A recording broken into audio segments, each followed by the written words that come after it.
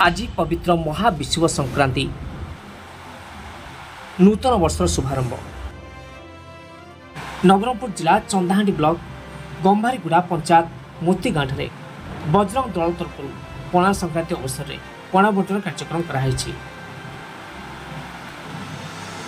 आज पणा बंटन कार्यक्रम में सहयोग कर मुकेश नायक, दिवाकर नायक, आकाश माझी, गुलाब नेगी, विक्रम ऋषि, गंगाधर टोलटिया, कुमुद बाग, मोतीलाल साहू, गौरी नेगी, चंद्र नेगी।